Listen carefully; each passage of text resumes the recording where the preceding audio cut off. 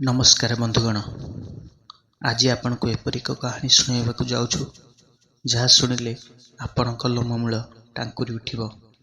କାହାଣୀଟିଏ ଏପରି ଯାହାକୁ ମୃତ୍ୟୁର ଖେଳ କହିଲେ ଅତ୍ୟୁକ୍ତି ହେବ ନାହିଁ। ଏହା ଏପରି ଏକ ଭୂତର ଖେଳ ଯେଉଁଥିରେ କି କେତେ ଲୋକଙ୍କ ଜୀବନ ମଧ୍ୟ ନେଇଛି। କୌଣସି ଏକ ସହରର ଗୋଟିଏ ନିର୍ଜନ ସ୍ଥାନରେ ଗୋଟିଏ ଭୂତ ଘର ଥିଲା। ସେହି ଘରର ଭୟଙ୍କର କାରନାମା ବିଷୟରେ ସହରବାସୀଙ୍କୁ ବେଶ ଭଲ ଭାବେ ଜଣାଥିଲା। ସେ ଘରଠାରୁ ପ୍ରାୟ 1 କିଲୋମିଟର ବ୍ୟବଧାନ ମଧ୍ୟରେ କୌଣସି ଘରଦ୍ୱାର ନଥିଲା। ପ୍ରକୃତରେ ସେହି ଘର ପାଖାପାଖି କେହି ରହିବାକୁ ହିଁ ଚାହୁଁନଥିଲେ। ଥରେ ଜଣେ ଟିଭି ଡାଇରେକ୍ଟର ସେହି ଭୂତ ଘରେ ଗୋଟେ ଲାଇଭ୍ ଟେଲିକାଷ୍ଟ ରେକର୍ଡ଼ିଂ ସିରିଏଲ୍ ତିଆରି କରିବାକୁ ମନ କଲେ, ଯାହାର ନାମ ଥିଲା ମୃତ୍ୟୁର ଖେଳ।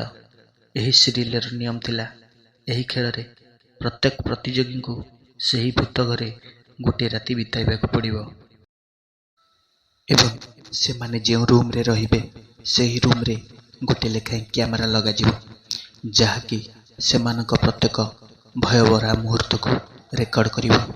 ସେହି ପ୍ରତିଯୋଗୀମାନଙ୍କ ମଧ୍ୟରୁ ଯେଉଁ ପ୍ରତିଯୋଗୀ ବିନା ଡରରେ ଗୋଟିଏ ରାତି ବିତାଇ ଦେବ, ତାକୁ ପୁରସ୍କାର ସ୍ୱରୂପ 1 କୋଟି ଟଙ୍କା ଦିଆଯିବ।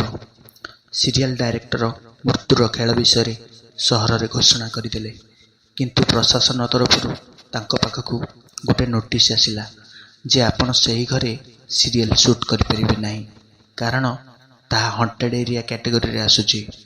ସିରିଏଲ୍ ଡାଇରେକ୍ଟର ବହୁତ ପ୍ରଭାବଶାଳୀ ବ୍ୟକ୍ତି ଥିଲେ, ତେଣୁ ସେ ବ୍ୟକ୍ତିଗତ ଭାବରେ ପ୍ରତିଯୋଗୀଙ୍କ ଜୀବନ ସୁରକ୍ଷା ଉପରେ ଗ୍ୟାରେଣ୍ଟି ନେଲେ। ଆଉ କିଛି ସର୍ତ୍ତ ଲାଗୁ କରିବା ପରେ ତାଙ୍କୁ ପ୍ରଶାସନ ପକ୍ଷରୁ ମଞ୍ଜୁରୀ ମିଳିଗଲା। ପ୍ରଶାସନ ମଞ୍ଜୁରୀ ମିଳିବା ମାତ୍ରେ ସାରା ସହରରେ ପୋଷ୍ଟର ମାରି ଦିଆଗଲା। ମୃତ୍ୟୁର ଖେଳ ସହରରେ ହେବାକୁ ଯାଉଥିଲା। ଲୋକ ଯେତିକି ଉତ୍ସାହିତ ଥିଲେ, ତାଠାରୁ ଅଧିକ ଭୟଭୀତ ମଧ୍ୟ ଥିଲେ। ସାରା ସହର ଜାଣିଥିଲା ଏହି ଖେଳରେ ଭାଗ ନେଇଥିବା ପ୍ରତିଯୋଗୀ କେହି ବି ବଞ୍ଚି ଆସିବେ ନାହିଁ। କିନ୍ତୁ ଏହି ଦୁନିଆରେ ବହୁତ ପ୍ରକାର ଲୋକ ଅଛନ୍ତି। ଅର୍ଥ ଲୋଭରେ କିଛି ଲୋକ ଭାଗ ନେବା ପାଇଁ ପହଞ୍ଚିଗଲେ। ସବୁ ପ୍ରତିଯୋଗୀଙ୍କୁ ନମ୍ବରିଂ କରାଗଲା, ଆଉ ତାଙ୍କୁ ସମସ୍ତଙ୍କୁ ହାତରେ ଗୋଟିଏ ଲେଖାଏଁ ଇଲେକ୍ଟ୍ରିକ୍ ବ୍ରେସଲେଟ୍ ଦିଆଗଲା। ଯଦି କୌଣସି ପ୍ରତିଯୋଗୀଙ୍କୁ ଡର ଲାଗେ, ତେବେ ସେ ବ୍ରେସଲେଟ୍ରେ ଲାଗିଥିବା ବଟନ୍ ଦବାଇ ଖେଳରୁ ବାହାରି ପାରିବେ। ପ୍ରତିଯୋଗୀମାନଙ୍କ ମଧ୍ୟରୁ 3 ଜଣ ଝିଅ ଓ 12 ଜଣ ପୁଅ ଥିଲେ। ଦିନରେ ସେହି ଭୂତ ଘରରେ ସମସ୍ତ କକ୍ଷରେ କ୍ୟାମେରା ଲଗାଇ ଦିଆଗଲା। ଜଣ ଜଣ କରି ସମସ୍ତ ପ୍ରତିଯୋଗୀ ଭିତରକୁ ଗଲେ। ସମସ୍ତେ ନିଜ ନିଜ ନମ୍ବର ଅନୁସାରେ ନିଜ ରୁମ୍ ବାଛି ନେଲେ। ସମସ୍ତେ ନିଜ ରୁମ୍କୁ ଗଲା ପରେ ସମସ୍ତଙ୍କୁ ତାଲା ପକାଇ ଦିଆଗଲା। ପ୍ରତ୍ୟେକ ରୁମ୍ର ତାଲା ଇଲେକ୍ଟ୍ରିକ୍ରେ ତିଆରି ହୋଇଥିଲା ଏବଂ ସେହି ତାଲା ବ୍ରେସଲେଟ୍ରେ ଲାଗିଥିବା ବଟନରେ ହିଁ ଖୋଲିବ। କିନ୍ତୁ ଏହି କଥା କୌଣସି ପ୍ରତିଯୋଗୀଙ୍କୁ କୁହାଯାଇ ନଥିଲା। ପ୍ରତି ରୁମ୍ରେ ନିର୍ଦ୍ଦେଶ ଦେବା ପାଇଁ ଏକ ସ୍ପିକର ଲଗାଯାଇଥିଲା।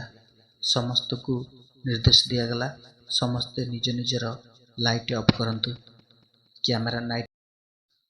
କିଛି ସମୟ ପରେ ସେ ବେହୋସ ହୋଇଯାଏ। ସେ ବେହୋସ ହେବା ପରେ ଟିଭି ଦେଖୁଥିବା ଦର୍ଶକମାନେ ଭୟଭୀତ ହୋଇଯାଆନ୍ତି। ତାପରେ ସବୁ ପ୍ରତିଯୋଗୀମାନେ ଏପରି କିଛି ଅଜବ ହରକତ କରୁଥିବା ଦେଖିବାକୁ ମିଳିଲା। କେବଳ ପ୍ରତିଯୋଗୀଙ୍କ ଛଡ଼ା ଆଉ କିଛି ରେକର୍ଡ଼ ହୋଇପାରୁନଥିଲା। ସେମାନେ